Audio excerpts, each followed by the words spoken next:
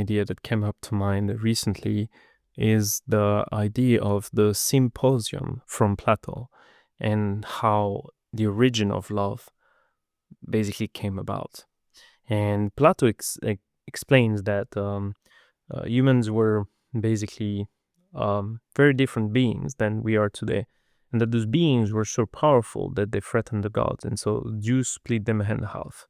There's some theory that it wouldn't be a real belief from Plato to believe in such a god. And there are also some arguments to say that he actually wanted to use that example to explain exactly what he meant. And what he meant is that it's a tragedy. Every human is born with an inherent sense of lack or incompleteness, and finding love is difficult because you're essentially searching for a prehistoric version of yourself that longer exists. And that's why we're talking about finding your half, or some people would say that this person completes me when they talk about their lover or their closed ones. And it is so hard, in that the soulmate isn't just a person that we like, but it's a literal missing piece of our nature.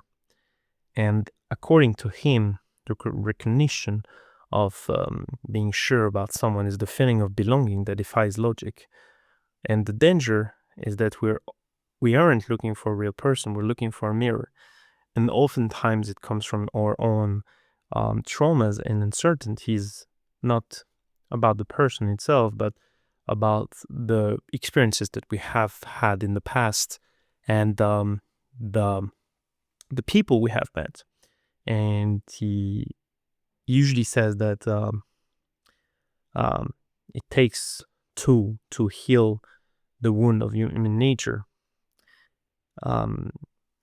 Schopenhauer actually argues something similar. He says that in the will to live, we are living with the blind force of nature that demands a continuation of the species, and that it's something biological to find love. But he's basically very cynical. He argues that love is a mask, and that our biological instincts were to trick our intellect into sacrificing procreation, and that the will doesn't care about your happiness, your shared interest, or your intellectual capability. It only cares about the genetic fitness of the offspring. And this is why we often fall for people who are wrong to us, because our biology is looking for a genetic counterweight to on our own flaws, and not necessarily for a life partner. And he argues that you can never be sure about the lover, because passion is a temporary state of insanity, and is basically designed to lure you in a trap. And once the biological goal is met, the will retreats, the veil falls, and you are left wondering why you ever liked the person. And the moment after gratification, every lover experiences strange delusionment. He is surprised to find that what he has desired with such longing produces nothing more than any other sexual satisfaction. And the big idea with Schopenhauer is that your life and our lives are swinging from suffering to boredom. We suffer because we don't have that person, and we get bored once we have it, which I think is a very sad idea. But the truth is that it's not necessarily something that actually I would argue is true. And he argues something quite interesting. That being said, he says that finding love is hard because your conscious mind will want peace, shared hobbies, kindness, political views, etc., etc. But that is to say that you're in a constant war with your unconscious will, which wants genetic fitness. So you find yourself inexplicably attracted to people who are bad for you, because your biology is trying to correct you with your future children. The problem of that is that you can never be sure about a lover, because the love you feel is an hallucination. And he explains that once the will has achieved its goal, reproduction, committed bond, it drops the mask. Therefore, he says, there's boredom. And this is why we wake up 10 years into a marriage and wonder, who is this person? Why did I choose them? And actually, it happens to a lot of people around you. That being said, and I think it's actually the main idea that I want to transmit by a French philosopher called Alain Badiou, and it argues something actually quite different from um, Schopenhauer.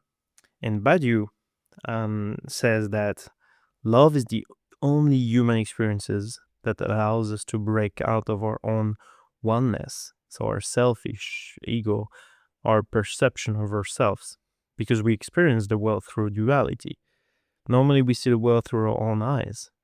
Your needs, your safety, your career, your expectations. And Badiou says that it's the point of one. Love is a point of two. It's the experiment where you decide to perceive the reality, not just to share bad, but to perceive everything from the perspective of a difference. Their expectations, but not just theirs, actually your expectation as a couple. And the other for Schopenhauer is just a tool for the will to live, which is kind of sad, I have to admit. But for Badiou, the other is a collaborator. It's a new kind of truth. Love isn't a contract or a biological urge, according to him. It's a production of truth, because you're discovering what the world looks like when you're no longer just yours, when you're no longer just I, me, myself. And it starts with, a chance encounter, the meeting. And love only becomes love when you transform that random meeting into a necessity through a duration. This person I've met in a cafe, or this person that I've met through a social app, is now the center of my world. You're essentially creating a new law of the universe by sheer force of will. And some other philosophers continue that concept, saying that I want to have that person to satisfy my urge. No, actually, true love is about being. It's the state of being at the disposal to the other. And to find love, you must first clear space in your own soul to be available to the mystery of someone else. And it takes a lot of courage. It takes a lot of hardship, of course, because it's like having a room full of furniture, but you have no space for a guest because you didn't expect that. And faithfulness is not just about, so in that sense, the philosophers that I'm talking about, Marcel and Badiou, they're not just talking about not cheating. They're talking about the creativity. You aren't sure because that person is perfect. You're sure because you have made a creative vow to remain available to them, even when they change. Certainty is a gift you give. It's not a data point you find. So basically, he argues that you can never be sure about someone, but that you take the will and the courage to actually navigate through that relationship and through that person, actually. Love is kind of a mystery. It's a problem is in front of you that you can pull apart, but a mystery is something that you are. You can't be sure about a mystery from the outside. You can only experience it from the inside. Both argue something interesting. They say that if you wait for a certainty before committing, you will never be sure, but not only that, but you will also wait forever. And they differ why you should take the risk and what that risk actually looks like. So Marcel says that the reason you aren't sure about a potential partner is that you're treating them as a problem instead of a mystery, as I try to explain. And the problem is something you can, fix. Let's say you have your car that is broken, you can fix it. But if you look at a person, you look at their job, their looks, their temperament, you try to calculate, are they a good match? Are they a potential good partner on the long term? Is this someone that I want to spend the rest of my life with? And if you're on a more frivolous approach, is it someone that I want to have sex with, share a bed with? And Marcel says that this calculation will always fail because a human being is not a static object. It's a being with their own will, with their own characteristics. And he argues that to love, you must make yourself available. And it's often a massive risk because it means lowering your defenses before you have a guarantee. You're not sure about the person, you're making a vow to be present for the mystery of who they are. And in his view, certainty doesn't come before the relationship. It is created by the relationship. You become sure of the person because you have committed to them. The risk is the only doorway to the certainty of fidelity. To refuse the risk is to remain unencumbered, but spiritually empty.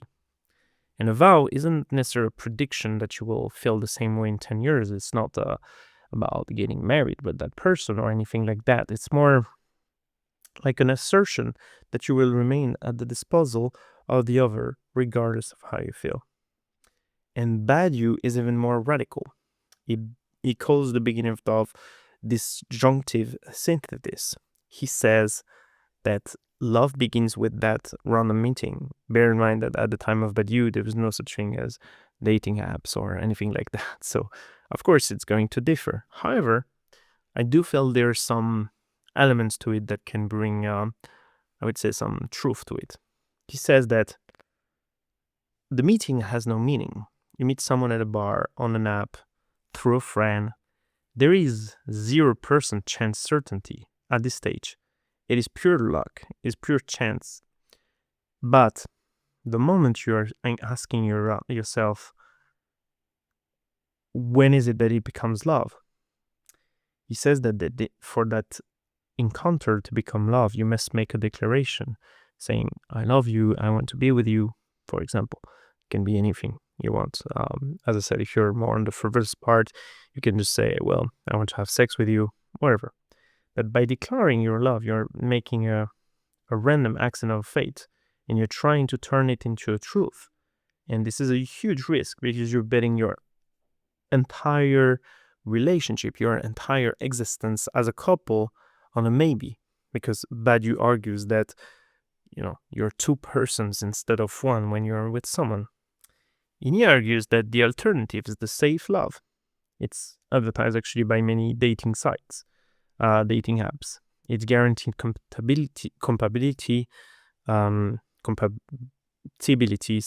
no pain, no problem, no suffering, only easy and very smooth transition. It's not love. He calls it safety first love. He believes that without the risk of the other, without the risk of having this other person entering your life remains stuck in the point of the one, the narcissism as he calls it. So you take the risk because you are sure. But the reality is that you don't take the risk because you're sure.